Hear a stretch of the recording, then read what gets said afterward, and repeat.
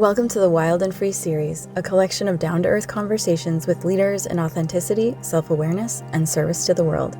I'm Katie Hess, founder of LOTUSWEI. May these conversations awaken your inner explorer and open the doorway to more freedom, bravery, and wildness. There we go. Yes, we did it, Katie. Oh, beautiful. We did it. Okay. We will dive right in. I was just sharing how flowers have been such a big part of my life thanks to you as like a daily accessible plant medicine that supports me in everything I do in my business and in personal life. And every morning when I wake up, I put my son Zion on the counter as I'm making oatmeal or whatever we're eating that day. And I have like a whole flower apothecary, like the whole library of everything I've been able to get my hands on from you, from LOTUSWEI. And he just intuitively picks what he needs that day, what I need that day. If somebody's with us as a guest, he picks it for them.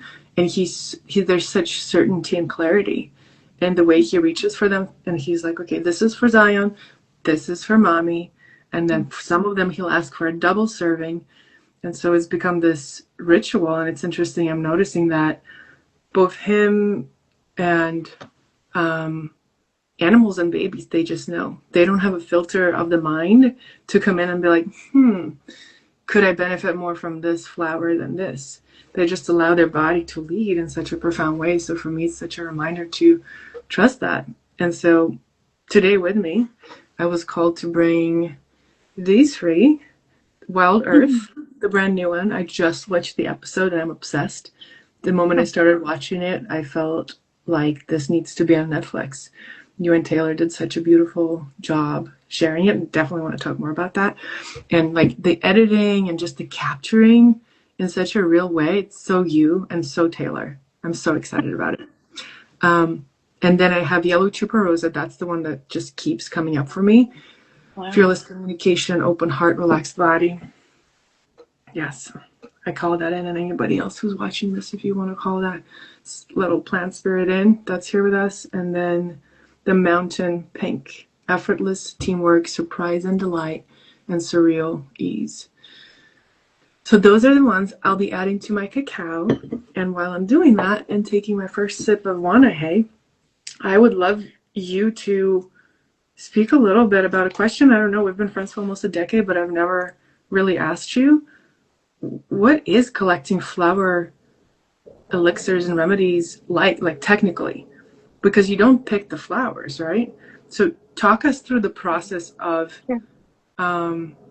first how they call you in, how you know which flower you're supposed to find next, and then once you start approaching it and planning your journey to go and commune with it, does the land speak to you? How do you find it?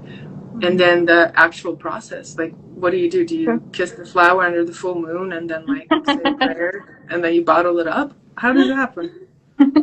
Yeah, I'm happy to answer. And I want to, like, for anybody joining from the LOTUSWEI side, I want to make sure I introduce you so they know who you are too.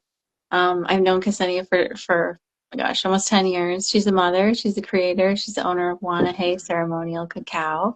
She's a coach and a mentor, and I've been super inspired by Ksenia for the last 10 years by how she shows up authentically and vulnerably on social media. So to answer your question, there's so many ways, there's so many doorways. Sometimes it's like, I see a location on, I have my cup of Wanahe right here. Smells so good. Oh, so it could be like, I see a really interesting location on Airbnb and I'm like, I have to go there. Or it could be, everybody in our community or in the world is experiencing some sort of emotional phenomenon and we need a flower as a remedy for that. It could be I'm in a certain place and I'm just drawn to a particular flower, or I see an image online and I'm like, that one. So there are a lot of different ways to be drawn in and attracted. My goal and intention is always to locate what is going to be the most beneficial for humanity and the people that I can reach in this time period in this life, to unlock whatever our true nature is. Then the actual process of collecting is really simple. It's super simple. There's no machinery involved. It's not like very different from essential oils where you need all this distillation equipment and cold and hot. It's more important about where your mind is and what your wish is. And then it's a simple process of using a clear glass bowl and water, and sunlight is the catalyst or the driver that drives the life force from the flowers into the water. Sometimes you have to cut the flowers. Sometimes you can just bend them over into the water and put them back. So you don't even remove any flowers in some cases. In all cases, you don't actually harm the plant if you just clip a few blooms. The plant lives on. And then you soak it in the sunlight. And the water is like a recording device. So it will record the subtle electricity from the flowers. At a certain point, you remove the flowers, and then you've got the supercharged water. The alcohol is what preserves it. And then anytime you put this solution in or around your body, it's operating much in the same way like acupuncture without the needles. It's moving through all your energy system, removing stagnancy. Is there a way to visually capture what's going on when you're doing that? I'm just trying to imagine. It must be so electric, but invisible, totally invisible. Do you feel it as it's happening? I mean, it depends on the flower essence. I think a lot of people feel it immediately. Like if we're in a kind of, I mean, we see people come in all the time to our wellness center where it'll be like, flower essences in a mist, and they'll choose the one they need, and then we'll mist them, and it's like they totally feel a difference. And it's not like you stick your finger in a socket, but you might feel something more peaceful or more clear or more electric. It depends on what the flowers are for. Okay, the story that is surfacing for me, since the intention for this conversation is flowers and authenticity on social media to merge our worlds and some of the conversations we've had, I am thinking back to when I first interviewed her on my podcast. We had just met. It was like 2019, I think. And I was blown away by the level of comfort and confidence you held pauses with. I'd never experienced that before from any person. Whenever I would ask you a question, you would always just take the time to center and feel the answer before using words, looking for the right words. You just would capture the essence of what you were saying with such preciseness and devotion and dedication to being a clean channel for what's coming through. And I remember that so clearly. And we were sitting side by side. It's like before any fancy podcasting equipment. We had one mic in the middle of us. We still have that video actually on my YouTube channel. But one of the stories you shared, and if anybody feels inspired to go and listen to that old episode with Katie Hess, it still is so relevant because in it you shared how you got into this. And I'm going to expose a side of you that very few people see, but you've shared with me that you're ready to be witnessed a little bit more. You're a badass businesswoman. You're so courageous and inspiring, and you think in such big ways, and the way you bet on your vision and your service and your team is like nothing I've ever experienced before. And what I keep thinking back to is when you shared on my podcast, when you were talking about how you got into flowers and how you realized that in one-on-one consultations you could only impact that many people, and that you really needed to step into the big vision and take that leap to impact us 3% of the planet. That's the number? Well, minimum at the minimum. And so you just leaped. And I remember you shared with me that you were doing kind of the ways that the industry does to grow. You went into the trade show, and it just felt like you were forcing. It felt like it wasn't moving the needle. It felt like it wasn't you, and it wasn't matching the frequency within which you communicate with flowers. And so you decided to scrap it all and do it your own way. And you started throwing these divine plant parties known as Flower Lounge. And that's how I met you in New York. You came, and somebody on your team reached out to me and said, would love you to come and join the event. And I did. It's like back in my New York days where I would literally go to 5 events a day, creating content, running around, working until 3 a.m., building 5 things at a time. I think I'm a little bit more balanced right now. Becoming a mom has forced me to. But I remember showing up to that Flower Lounge and just feeling immediately that event was so different, and the space you held was so different. There was so much playfulness, and it wasn't within the norm of the realm of any kind of wellness events I had experienced until that moment. And thankfully you thought I was cool too, and so we also became friends outside of business collaborators. We did a social media session for you in my kitchen, I remember that. And then you did a flower reading and a beautiful photo shoot for me. And that photo shoot actually changed my life because it was the first time I felt comfortable in front of a camera. It's the first time I was able to drop defenses and be like, hold on, I can actually enjoy my image being captured instead of like feeling so tense because I need to show up a certain way. So that was really liberating. But the thread that I'm really present to right now is that same thread of you choosing to do things differently and listen to your own intuition and the plans and the consciousness that guides you. It's the same thing that I saw in the flower hunters. And you guys captured it so beautifully because you started by trying to ask everybody else, where do I find this plant? And some of those people seem like they should have been a credible source. They're locals. They've hiked those trails so many times. They should know, right? It makes sense. And then you just kept pushing and trying to follow what they told you. The GPS map wouldn't line up. Sorry if I'm giving away too much if you haven't seen the Flower Hunters. But anybody, like, it will still be very interesting. I highly recommend you check out Flower Hunters docuseries on YouTube. It just premiered yesterday, and it's already my favorite YouTube thing to watch. I can't wait for the next episode.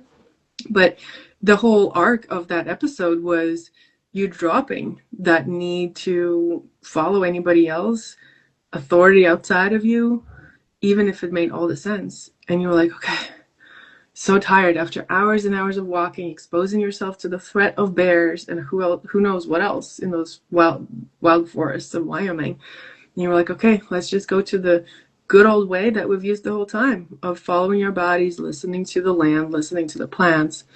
And it's interesting because we do that with everything, with our businesses, with social media, with life, with our relationship with ourselves. It's like sometimes we need to go so far off and try things that are so not aligned just to know they're not aligned. And then we come back to like this place of centered peace of knowing that actually, you know what? There's no mistake in divine design, and I know exactly what I'm doing, and I trust my path, and I choose myself over and over again. And I choose to trust that what's coming through me and what I'm being guided to do is exactly perfect for what I need and for what the world needs right now. Love it. I love listening to you. So Well, what comes tell up? me, tell Yeah, me, yeah. you've been such a successful, I mean, influencer is kind of a weird word, like community maker, connector, outreach, creative builder, like beautifier digitally and offline. For you, like, what's the role of authenticity and like finding a more wild and free version of yourself? Oh, it's such a good question. I feel like authenticity is like so 2017. I haven't really used that word that much because Vulnerable? no, vulnerable is like 2018. We're past those Okay, things. what's 2026? I liked what you said, wild and free. And I think, yeah, that's what I'm curious about the most is what is the wild and free expression of me? Because with social media, it's so easy to box ourselves into things. And like anybody who's been with me on this account since I started in 2014, you know that I've changed my handle so many times. I've kind of changed the direction of what I do and share so many times. And every time I do, it feels like, okay, it's going to be so new. And then guess what? It's good old me. It's the same thing, like a little bit repackaged. So I think it's like constantly coming back to exactly what I am and what is I'm being guided to share being enough and having fun with it. And, you know, I would say the through line through everything I do with social media and everything that I teach with social media with my one-on-one work and groups is that social media is not there to like craft a version of you to present to the world to then get some outcome of sales or something like that. But more so, how can I go out there and live a life that is so in alignment with what I came here to do? And then social media becomes more like a place where the overflow is captured and then shared. And that's how I feel on your social media, actually. You go off on these crazy adventures to Nepal, to all these, like, I don't even, like Thailand. Katie, you travel so much. And we're going to go to Russia. Sneak peek. We're going to go to Russia at some point very soon to collect flowers there. Yes. So now that that's public, it's real. But it's so obvious to me from your social media on LOTUSWEI and on your account that you're not somebody who comes on to impress or to prove or defend or anything like that. You literally go out there and you follow plant wisdom. You do what you came here to do. You make massive decisions in your business, like buying a 10,000 square foot warehouse in Phoenix. You expand your company from 1 to like 5. I don't even know how many you have now under that roof, but like a lot. 20. 20? Mm-hmm. Oh my gosh, I was kind of joking, but I thought it's like 5, but it's 20. Okay, good to know. Good to know. That's what I'm saying. We're only seeing the tip of the iceberg of the power that is Katie. So I feel like when we're taking these flowers, we're not only communing with the flowers, but we're also getting to experience like the healing power of who you are in the world. And so to me, your social media captures that so beautifully, because when you do show up and you are somebody who allows yourself not to show up when you don't feel called to show up. Like sometimes you don't post for 2 months. I missed you on social media for sure. But then when you do show up, it's from a place of overflow and sharing all the beautiful movement that is happening in real life. And you remind me that that's why I love social media. It's like, when we connect from that place of overflow and nobody needs to get anything from each other, that's where real connection and co-creation, I feel, happens. Where's your wild and free edge right now? Ksenia, you. That's such a good question. Well, something I haven't shared really much publicly. I think that's what it is. I've shared a little bit with you, but I have immersed myself in the world of day trading really intensely for the past 6 months. And I have big visions and goals for that, providing for me and all my creative visions. And so I've been learning to weave. For me, what it does, it's offered me an opportunity to look at all the shadow aspects of my own inner masculine, lack of discipline and impatience, and just like bam, being like a bulldozer, and start transmuting that. And as I learn to be more patient and disciplined, as I sit in front of the charts and place buy and sell orders of the NASDAQ futures, with the vision to provide for me and my family and the lifestyle that I see for myself, and expand Wanahe in ways that I know it's right to expand it. It's been revealing so much stuff I didn't want to look at within myself. But as I move forward and start actually making money from it, it's actually also very healing, because as I see those patterns that don't serve me transmuting, it's bringing me to such better understanding of the balance of my own inner masculine, inner feminine. And it feels like Wanahe is my expression of my own inner feminine. It's like this creative weaver that loves being in the kitchen and nourishing people. And then the day trading like really satisfied my inner masculine structure and offers growth in that. And it's the first time in my life where I feel like those two are finding such harmony. And I no longer feel like I need someone else to provide for certain aspects of those things. Like I grew up in Soviet Russia. And so for me, like I need a man to provide. That's kind of been embedded in there. And I've relied on men to do that for me. And so I've been really taking my power back in that, of like, I don't need to compromise myself to be able to provide for myself. And I can be creatively expressed in my feminine at the same time. And that's been I've shared a little bit about it. If you follow me very closely on Threads or like Substack, kind of like hinting at things when I was just like really excited about getting my funded accounts or getting my first payout. But I've really intentionally kept most of it behind the scenes. And yet that's what's on my mind every day, most of the day. That's like what I'm most immersed in right now, because I see it as such a glitch in the matrix and such an opportunity to work with the global systems that we all think are so bad and like penetrate them and actually use them to then create more beauty and good in the world, instead of being like, okay, financial markets too complicated, they're evil, they're not for me. It's like, no, how can I use my intuition and my own language with what is, with the universe, to actually tap into that and then flow that wealth and abundance I'm generating to buy more flower essences, to make more cacao. So that's my edge right now. And what feels edgy about it is that I've allowed myself to do it mostly in private. And Wow. it's given me a lot of freedom. Like, there's been so many times where I just like want to scream from the rooftops, holy shit, I got my funded account, I got my first payout. Because it feels like such a big deal. So few, I think it's like 7% of traders ever get to the point of like being able to pay themselves. And I got to that a few weeks ago, and that was massive. So I'm starting to see what's possible, and I'm sharing it here. So clearly I trust you and anybody else who's watching this. And I don't know yet if I will ever speak about this publicly. There's definitely part of me that wants to, like, there's so many spiritual lessons coming with it. And there's part of me that feels like I must share it because there's so many other women who could benefit from this and bless their families in ways unimaginable. But also I feel like it's really nourishing for me to let it incubate. Until what point, I don't know, but flowers will guide me. Do you invest in crypto at all? I did. Thankfully, not too much because it's we're seeing it crash this week. But because I've managed my investments and I didn't put everything in it, seeing everything crash 50% didn't faze me. Mm-hmm. Yeah, we created in this last snake year, we created a crypto treasury for the company. And then we've started implementing like crypto bonuses for people and just trying to educate people where we can. It's interesting. It's a whole interesting world, isn't it? So how are you feeling with everything crashing down?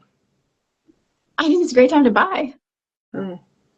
You know, I mean, I've kind of been, I'm like, there are so many different types of investors, and I have this friend in New York who does face reading. She's so cool because she can like read someone's face and say, "Oh, you're the type of person that would invest in real estate, or you're the type of person that would invest in crypto or day trading, or you're the person who, you know." And I'm more of a person who like I will put something somewhere and park it for a while and don't look at it.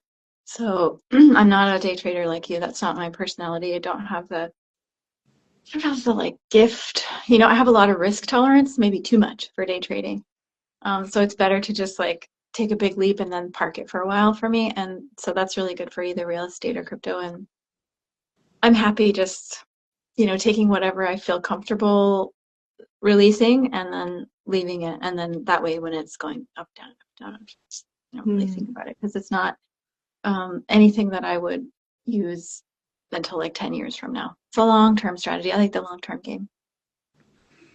And that's why you work so well with flowers, and that's why actually they're so challenging for me, but also so medicinal, because I want to see the result right away.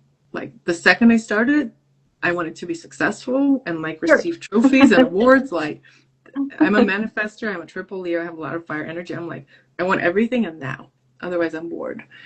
And so for me with flowers, the way it shows up is I'm very clearly drawn to certain flowers on certain days. And then I'll be taking them for a few weeks and not really feel much on a daily basis. But then I look back and I read it again and I read, okay, yellow Chuparosa, fearless communication, open heart, relaxed body. And I'm like, oh wow, I have been feeling totally new levels of expressions of that in my body. And I think there's part of me that has no patience to wait. But because you made them so beautiful and so delicious and so easy to consume in my cacao or just in my mouth, it's been such a teacher in the slow game, the slow, long-term, but really effective game. And that's what I'm learning in everything, with trading, with healing, with life. It's like, okay, it doesn't have to be all right now. And actually the slow burn can be a lot more nourishing in the long game. Oh, I love that. Is there a flower for that? Well, this one, but any other ones? For patients or Yeah, patience and like trust in the long game. I mean, there's a lot. I'm thinking of like trust in yourself, trust in finding the way. Trust in not knowing what the next steps are. Trust that when you get to the next step, you'll know what to do. And then to some extent, I think all flower essences in a way like harmonize you to more coherence and more ability to be present with what is Mm. versus, like my flower essence teacher would always tell us, impatience is simply not being at peace with the way things are. Mm. Patience is being at peace with the way things are. So any flower essence that helps us see the way things truly are, um, but also knowing inherently that there's also infinite potential in everything, that helps us slow down and have more patience. You're such a teacher of that for me. So, with the show, with the docu-series, I just want to use this moment we have together, you and I, and everybody else who's watching, to kind of just amplify the intentions of, I know it was created kind of seemingly on the whim, but in reality, like everything's been building towards that. So, what is your intention that you want to be witnessed in terms of what impact the docu-series has? I love if people watch it and say like, "Oh my God, we live in such a paradise. We live in such a magical world. Like I want to get out there and explore." That is, already a win. I love it even more if people are drawn to the flowers and curious about flower remedies and curious about how their own lives could change by working with some of these flowers. And even better if people are like, okay, I have the courage now to do some inner exploration and see, what is a vaster potential of me? Like what's a bigger, bolder expression of me? And then also like as a gift to my own self and loved ones and anyone that I reach and anyone in our community, like, um, can I have those experiences and also have them publicly and, expose myself and reveal that? Because I think it gives everybody else permission to do that, to be more themselves and to learn how to fall in love with themselves despite, you know, gaining 20 pounds or being older or saying something goofy or being sort of ridiculous. Um, and just like allowing ourselves to be ourselves and love ourselves for that. I think that more and more, if we can encourage ourselves to see ourselves through other people's eyes and to allow more of a sense of support and allow ourselves to receive more and just feeling like we're in this crazy abundant beautiful paradise. I mean, this planet that we live in is like, it's unbelievable. So I hope to inspire people to get out there more, to be in the trees, to be in the flowers, and then also to go in more and recognize that really the way to make the biggest impact while we're here on this planet is by transforming what's here. Mm. Mm. That is so beautiful. And the vision I keep getting is I feel like people who watch it will be left with the desire to go flower hunting with you. Is that something you've considered offering? Oh. Hmm.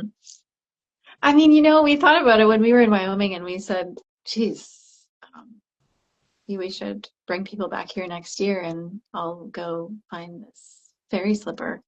Something that people are familiar with or something that Mm-hmm. people are not familiar with.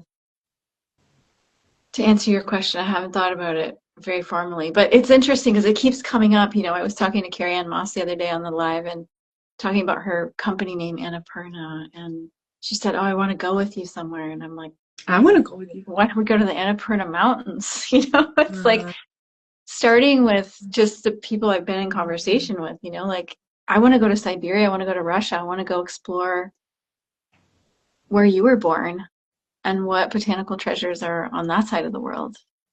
I I'm just down. see so Let's go. much potential. Mm. And I feel like because you called me a community builder. I feel like you're such an incredible community builder. And when I'm thinking back, last year I went on a mushroom hunting trip that was locally organized by a mushroom company.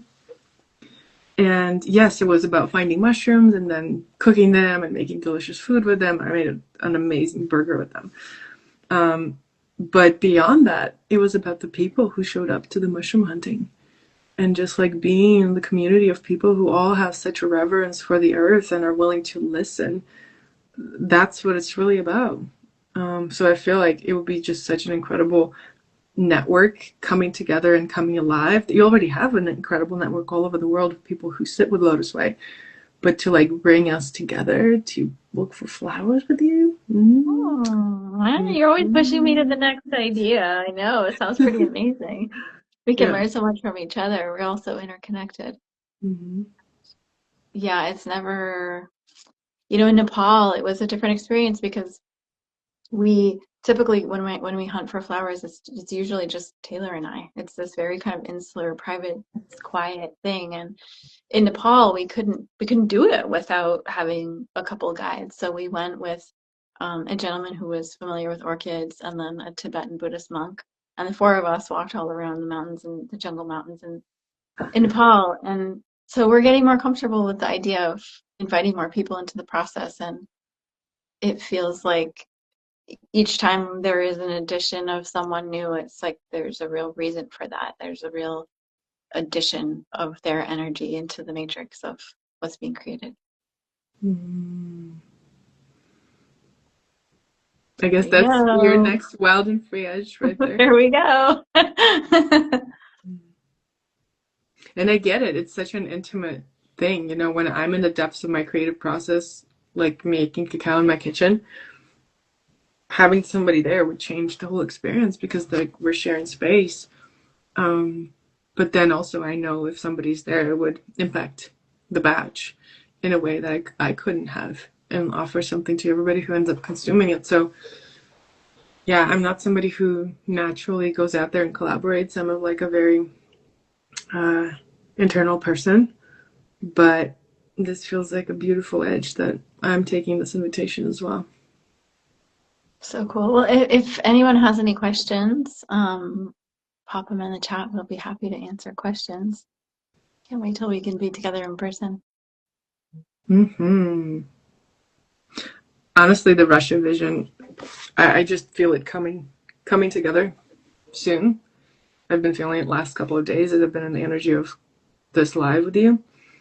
I know it's happening, and I just can't even imagine what kind of bounty that will bring because, there's a book series from Russia, Ringing Cedars of Oh, Russia. with Anastasia. Yeah, yeah. Those who are into that, it's a whole thing.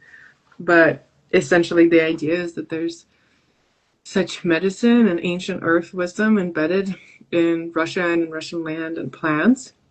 And I'm from there, and I haven't gotten to. I've explored some of it as a child, but I haven't really gone back in an intentional way recently. So to go with you would be such a dream come true, and then to share with others. Oh my gosh, let's So go. there's a question in here. What flower is special to where you are from, Ksenia? That's a good question, Justin.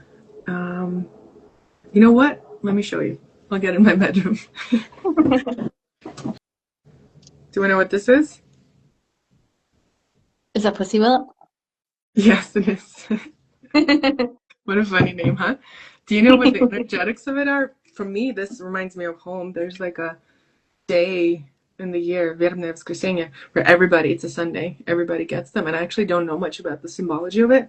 And this is the first time I saw this at Trader Joe's randomly, ever, like, first time I saw it in America since I moved here 15 years ago. Pussy Willow, what a name. And I was just really drawn to it. And I put it on my inner child altar in my bedroom. And I don't quite know what the medicine is, but this makes me feel like home. Katie, do you know much about it? No, I don't know. I think we should explore that. Okay. Hold on. It's happening right now. Well, you can search it, but I think we should explore that in Russia. Oh, okay. It's fertility, abundance, and prosperity. Mm. And it has the affinity with the element of water, which is interesting because you're not supposed to put it in water. It's just in a vase without water. Well, it's been such a pleasure to meet with you and hang like this. Mm. You And too. I look forward to our impending trip to Russia and Siberia. Just plant that seed right now. It's happening. Thank you so much for getting me out of my shell. I haven't done a live in probably a decade. So you're somebody I just trust so much and love co-creating with so much. You got me out of my snail shell. And I'm just so stoked. It's so easy to co-create with you and share about LOTUSWEI because I love your products so much. I literally take them every day, so many times a day. And I'm so grateful for all the beautiful service you offer to the world and the inspiration you are for me from a business perspective. And may the Flower Hunters docuseries just like blow open doors you didn't even know were there. Thank you so much, Ksenia. I really appreciate your blessing and your prayer. And if anybody out there is not following Ksenia, please do. Her stories and her the way you've been sharing is just such a beautiful storytelling and a beautiful invitation for people, not only into your life, but into like a way to share, a way that we can also share ourselves. I really love following your adventures. Thank you, Katie. Love you. Have a Love beautiful you Friday too. and weekend. Love you too. You Thank you, too. everybody, for joining. Thank you guys so much.